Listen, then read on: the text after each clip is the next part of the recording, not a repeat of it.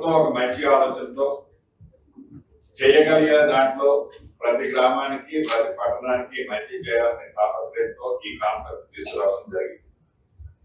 ఈ తీసుకొచ్చిన కాన్సెప్ట్ కి 2 వర్టికల్స్. ఒకటి, మనం డెడికేటెడ్ గా వివిధ శాఖల్లో ఉన్న అధికారుల మీద మనం ఆ ఇంప్లిమెంటేషన్ చేసే సిస్టాన్ని బట్టి డిపెండ్ అయి ఉంటుంది. నిధులతో ఇంకొక 2వ వర్టికల్ నిధులతో కూడుకున్న అంశం. డెఫినెట్ గా రాష్ట్రంలో ఉన్న పరిస్థితుల్లో ఫైనాన్షియల్ క్రైసిస్ ఉన్న ఈ సెక్టార్ కి అమౌంట్ పరంగా కూడా డెఫినెట్ గా కొంత అలికేషన్ చేయాలన్నది రాష్ట్ర ప్రభుత్వం ఆలోచన ఉంది. ఎక్కడ రిక్వైర్మెంట్ ఉందో ఆ రిక్వైర్మెంట్ దాన్ని బట్టి మీరు ఇచ్చిన ప్రపోజల్స్ బట్టి ఆ ప్రయారిటీని బట్టి రాష్ట్ర ప్రభుత్వం నుంచి నిధులు ఇవ్వడంతో పాటు నిధులతో పాటుగా మనం మన డెడికేషన్ గా మానవ మార్పులుగా మనం చేయగలిగే కార్యక్రమాలు, అటెండ్ అయ్యే కార్యక్రమాల్లో ఎక్కడా లోపం లేకుండా ఆనెస్ట్ గా అంతమంది అన్ని శాఖల అధికారులు పాల్పంచుకోవాలన్నది ప్రధానమైన ఈ రోజు ఎజెండాలో ముఖ్య అంశం. ఇందాక ఉదాహరణకి పంచాయతీరాజ్ డిపార్ట్మెంట్ కానీ, అది మున్సిపల్ కార్పొరేషన్ కానీ, ఇంజనీరింగ్ డిపార్ట్మెంట్ కి సంబంధించిన దాంట్లో ఒకేసారి మనం నిధులు లేని కారణంగా ఈ డ్రైన్లు కట్టేటప్పుడు ఒక రోడ్డు ఒక 400 మీటర్లు ఉంటే అది 3 సార్లు 4 సార్లు డ్రైన్ కట్టేటప్పుడు ఆ ఉన్న అధికారులు వాళ్ళకున్న పరిజ్ఞాన లోపం వలన ఇతరత్ర కారణం వలన ఆ లెవెల్ వేరియేషన్ ఉన్న కారణంగా నేను మొన్న మున్సిపల్ ఎన్నికల్లో కొన్ని ప్రాంతాల్లో దాని సంవత్సరాలు చెప్పినట్టు కొన్ని చోట్ల ఉంటేనా అడుగు రోజు నీళ్లు ఏముంటుంది, లేని దగ్గర ఎత్తుకుంటుంది. ఈ అడుగు నీళ్ళు ఎక్కడైతే లోతుగా ఉన్న దగ్గర అక్కడ మురుగు నీరు వచ్చే ఆ పక్కన నివసించే వాళ్ళకి చాలా భయంకరమైన స్మెల్ ఇతరత్ర ఇబ్బంది అన్నమాట. వాస్తవం ప్రత్యక్షంగా నేను కూడా చూశాను. వీటికి సంబంధించి గౌరవ కలెక్టర్లు ఇద్దరికి ఏదైతే ఈ రోజు యంత్రాంగం ఉంది, ఇటు ప్రజాప్రతినిధులు ప్రతి సెక్టార్ కి వచ్చారు, అదే రకంగా అధికారులు ఉన్నారు. ఈ 99 డేస్ లో మన షెడ్యూల్ తో పాటు ఎక్కడైతే ఇలా స్టోరేజ్ అయి ఉన్నదో వాటిని మేకప్ చేయగలుగుతామా, లేకుంటే ఐడెంటిఫై చేస్తే వీటే కాదు. మీ లెవెల్లో ఇంజనీరింగ్ డిపార్ట్మెంట్ తో ఒక రివ్యూ మీటింగ్ సపరేట్ తీసుకోండి. అలా నీరు ఆగకుండా ఉండే విధంగా ఏ రకమైన చర్యలు తీసుకోవాలో, అవసరమైతే వరస్ట్ ఆ కట్టిన డ్రైన్ ఇందాక మిత్రులు అన్నట్టు కట్టుకున్నప్పుడే బాగుందనే ఫీలింగ్ అక్కడ ప్రజల్లో వస్తున్నమాట నిజం. అవసరమైతే ఆ డ్రైన్ తీసేసైనా త్రూ చేసేసి మళ్ళీ మనం కట్టేటప్పుడు లెవెల్ తో ఏ అధికారి కట్టిందో మీరు రికార్డ్ చేసి ఆ బాధ్యతాయుతమైన అధికారిని మనం ఫిక్స్ చేయాల్సిన అవసరం కూడా ఉంది. కాబట్టి అధికారులు కలెక్టర్లు ఇద్దరు ఆ పరంగా చర్యలు తీసుకోవాలని కూడా ఆదేశిస్తున్నారు. సెకండ్ థింగ్, రేపు 12వ నాడు కొత్తగా ప్రజాప్రతినిధులు ఎవరైతే ఎన్నుకోబడ్డారో అది గ్రామ స్థాయి సర్పంచులు కానివ్వండి, మున్సిపాలిటీలో వార్డు కౌన్సిలర్లు కానివ్వండి, మున్సిపల్ చైర్పర్సన్స్, మేయర్లు కానివ్వండి, వీళ్ళకి ఒక ప్రత్యేకమైన ట్రైనింగ్ ఫుల్ డే ఈ రాష్ట్ర ప్రభుత్వం ఏర్పాటు చేయాలని గౌరవ ముఖ్యమంత్రి గారు సూచనల మేరకు 12వ తారీఖు నాడు అది ఉమ్మడి ఖమ్మం జిల్లాకు సంబంధించింది ఏర్పాటు చేస్తున్నాం. ఈ చేసే దాంట్లో కలెక్టర్లు, బోత్ కలెక్టర్స్ కూడా ఎక్స్పీరియన్స్ ఉన్న పర్సన్స్ ఎవరైతే సర్వీస్ లో ఉన్న వాళ్ళు కానీ, గతంలో రిటైర్డ్ అయిన వాళ్ళకి కానీ ఆ ఫుల్ డే విత్ లంచ్ తో మనం ఏర్పాటు చేసే సభకి కరెక్ట్ గా వాళ్ళని ప్రాపర్ గా గైడ్ చేసి, అనుభవజ్ఞులైన ప్రజాప్రతినిధులు ఉన్నారు, కొత్తగా ఎన్నుకోబడిన ప్రజాప్రతినిధులు ఉన్నారు, వారికి కొత్తగా వచ్చారు కాబట్టి ప్రజలకు వారు ఏం చేస్తే మంచి జరుగుతుందనే తాపత్రయం ఉంది కాబట్టి వారిని గైడ్ చేయాల్సిన బాధ్యత మన మీద ఉంది. వారికి ట్రైన్ చేసి ప్రాపర్ గా ఎలా చేస్తే ఏం జరుగుతుంది విధి విధానాలతో ఆ రోజు ఒకటి 1 డే ఫుల్ క్లాస్ చేస్తే రేపు ఈ 99 డేస్ లో వాళ్ళు పార్టిసిపేట్ చేసేటప్పుడు వారు ఐడెంటిఫై చేసిన వాటిని ఎలా రెక్టిఫికేషన్ చేయాలి అన్నది ఉపయోగం జరుగుతుంది. వారికి ప్రాపర్ గా గైడ్ చేసే దాంట్లో మంచి టీం ని ఆ రోజు అపాయింట్ చేయాలని ఇద్దరు కలెక్టర్లకు సూచిస్తున్నాను. అదే రకంగా ఫారెస్ట్ డిపార్ట్మెంట్ కి మనం నిన్న కలెక్టర్ల మీటింగ్ లో చెప్పాను, మళ్ళీ రిపీట్ చేస్తున్నాను. 2 జిల్లాల్లో డిఎఫ్ఓలు కానివ్వండి, కలెక్టర్లు కానివ్వండి, రెవెన్యూ ఫారెస్ట్ కు సంబంధించిన బోర్డర్ సమస్యలు ఉన్నాయి కొన్ని గ్రామాల్లో. ఈ 99 డేస్ లో మోర్ దాన్ 75% ఇటువంటి ఇష్యూస్ ఉన్న గ్రామాలని, అది కొత్తగూడ ప్రాంతంలో ఉన్నాయి, సత్తుపల్లి ప్రాంతంలో ఉన్నాయి, ఇల్లెందు ప్రాంతంలో ఉన్నాయి. ప్రతి ప్రాంతాల్లో ఒక్కొక్క నియోజకవర్గంలో 8 నుంచి 10 రెవెన్యూ విలేజెస్ లో ఈ సమస్యలు ఉన్నాయి, వైరాలో కూడా ఉన్నాయి. ప్రత్యక్షంగా ఇవన్నీ నాకు తెలుసు. కలెక్టర్లు, అదే రకంగా అడిషనల్ కలెక్టర్స్, కింద ఉండే ఆడియో క్యాడర్ వాళ్ళు, డిఎఫ్ఓకి సంబంధించిన వాళ్ళు జాయింట్ ఇన్స్పెక్షన్ చేసి సర్వే చేసి జాయింట్ గా ఇద్దరు సిగ్నేచర్ చేసుకొని ఫారెస్ట్ ల్యాండ్ వాళ్ళకి ఎలకేషన్ చేసి రిమైనింగ్ ల్యాండ్ ఏదైతే ఉందో రెవెన్యూది కానీ అది ప్రైవేట్ ల్యాండ్ కానీ దాన్ని వర్టికల్ గా డివైడ్ చేయాలని కూడా చాలా స్పష్టంగా చెప్తున్నా. 100% ఇది జరగాలని కూడా కోరుతున్నా.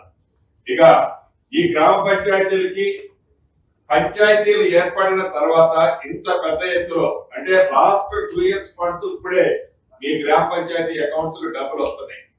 ఈ గ్రామ పంచాయతీలకు సంబంధించిన వ్యవస్థ ఎవరైతే ఉన్నారో ఆ డబ్బులు ప్రాపర్ గా పర్ఫెక్ట్ గా ఆ గ్రామ పంచాయతీలో యూటిలైజేషన్ జరిగే విధంగా అధికారులు రేపు వాళ్ళకి ఇచ్చే ట్రైనింగ్ ప్రాసెస్ లో కానీ తర్వాత ఏదైతే విలేజ్ సెక్రటరీస్ తో మీరు టైం టు టైం వాటిని అబ్జర్వేషన్ చేస్తూ ఆ నిధులు సద్వినియోగం అయ్యే విధంగా ఆ నిధులు ఆ గ్రామ పంచాయతీకో ఆ మున్సిపాలిటీకో ఉపయోగపడే విధంగా మీరు చర్యలు ప్రాపర్ గా చేపట్టాలని కూడా డిస్ట్రిక్ట్ ఇతర కలెక్టర్లకి మీ యంత్రాంగాన్ని అవసరమైతే ఎడిషనల్ గా వాళ్ళిద్దరే కాకుండా ఆ డిపిఓలే కాకుండా అవసరమైతే 1-2 టీమ్ ని అడిషనల్ గా ఎలకేషన్ చేసి ప్రాపర్ గా నిధులు ఖర్చు పడే విధంగా చర్యలు తీసుకోవాలని కోరుతున్నా.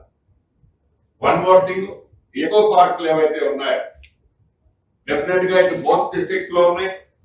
ఈ బోత్ డిస్ట్రిక్ట్స్ సంబంధించిన ఎకో పార్కులు డెవలప్మెంట్ చేసే దాంట్లో as early as possible proposals తయారు చేస్తే రాష్ట్ర ప్రభుత్వం నుంచి ఉమ్మడి జిల్లాకు కావాల్సిన నిధులు 3 మంత్రులు ఎవరైతే ఉన్నాయో ఈ జిల్లా ఇన్ఛార్జి మంత్రి గారి సహకారంతో 3 మంత్రులు వాటిని శాంక్షన్ చేపించి ఈ ఎకో పార్కుల్ని ఫుల్ ఫ్లెడ్జ్ లో డెవలప్ చేయడానికి కూడా ఈ ప్రభుత్వ పక్షాన చర్యలు చేపట్టడానికి కావాల్సిన అంశాన్ని ప్రిపేర్ చేయవలసిందిగా కోరుతూ రైతాంగానికి సంబంధించిన విషయంలో ప్రభుత్వం ఇచ్చే సంక్షేమ కార్యక్రమాలతో పాటు ఇందాక మిత్రులు ఎమ్మెల్సీ గారు చెప్పినట్టు అవేర్నెస్ తేవాల్సిన అవసరం కూడా ఉంది.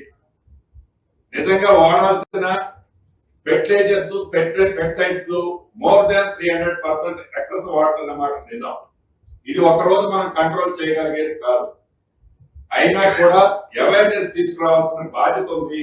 ఆ డైరెక్షన్ లో ఈ 99 days ప్రోగ్రామ్ లో రైతుల్ని అవేర్ చేసే దాంట్లో కూడా మనం ప్రాపర్ గా సాయిల్ టెస్టింగ్ లో కానివ్వండి, వాడాల్సిన ఎరువులు పెస్టిసైడ్స్ లో కానివ్వండి, ఇతరత్ర అన్ని అంశాల్లో క్రాప్ ని చేంజ్ ఆఫ్ క్రాప్ విషయంలో కానివ్వండి, అన్ని విషయాల్లో రైతాంగాన్ని అవేర్ చేయాల్సిన బాధ్యత ఉంది. మనకి ప్రాపర్ గా అగ్రికల్చర్ సెక్టర్ లో గ్రౌండ్ లెవెల్ వరకు మనకి టీం ఉంది ప్రభుత్వ పక్షాన. కాబట్టి దాన్ని రైతులకు అవేర్ చేస్తే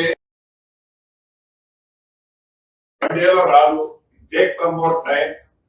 వాళ్ళని అవేర్నెస్ చేయగలిగినట్లయితే తప్పకుండా భవిష్యత్తులోనైనా ఆ ఫ్రూట్స్ రైతులకు అందుతాయి. కాబట్టి ఆ దేశంలో చర్యలు తీసుకోవాలని కూడా అవేర్నెస్ క్యాంపులు కూడా ప్రాపర్ గా చేయాలి.